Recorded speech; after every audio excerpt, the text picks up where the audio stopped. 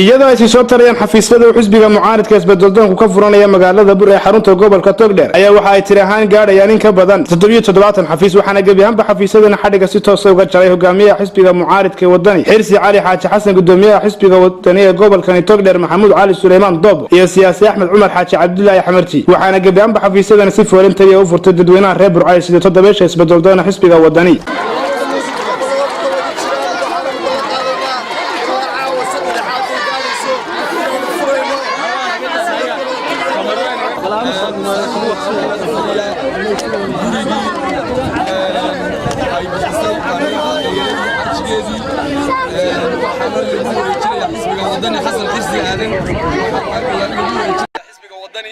waxaan idin sheegaynaa ummaddu inay fahamto in la wada leeyahay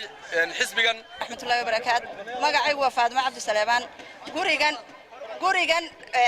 waxaan u kireeyay xisbiga aniga qalabeeyay anigana maxaan kugu dhaadayeen hawl badan ka soo qabtay imikana waxaan ku wareejinayaa xisbigan ku wareejinayaa kaayaan ku wareejinayaa xarigana waxa ka jiray hoggaanka xisbiga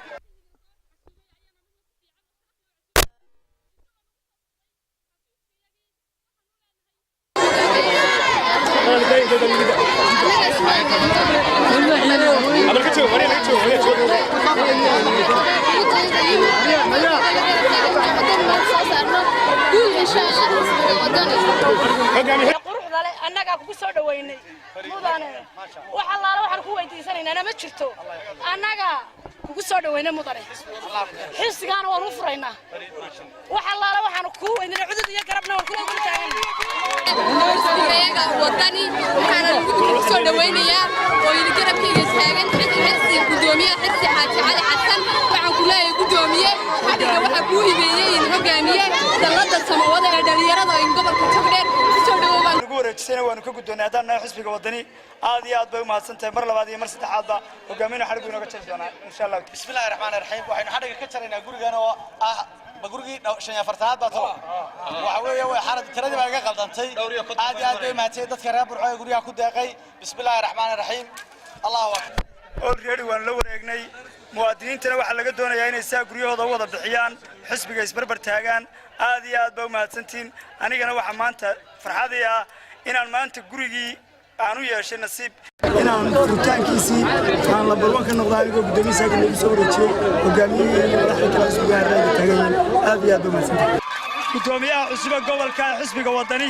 maanta waxaan ka guddoonay hablaha karaamada iyo sharafta mudan ee aad u xamaasadaysan guriga iyagu deeqan xisbiga wadani xaafadda Kenya waxaan ugu deeqay dadkii deegaanka xaafadda Kenya deganaa aad iyo aad bay u mahadsanyiin waxaan ka jiri doonaa xadhiga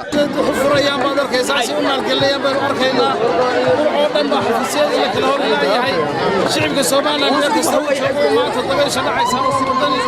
ilaahay waxaan ka rajaynayaa isla dabay uga dhiro halkan deeqay gurigan ee dhalinyarada samawada aad bay mahadsanyiin لا تطريق البات الجوية وحدي ورا نصري وهو إن شاء الله وضعنا وأنا مسترينا واحد جوابنا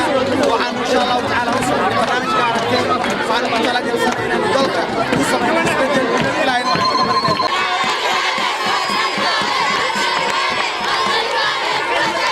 أحمد شامح حجادان أحمد ديوره مقبايا تي في عالمي سومالي نيوز تي في برعو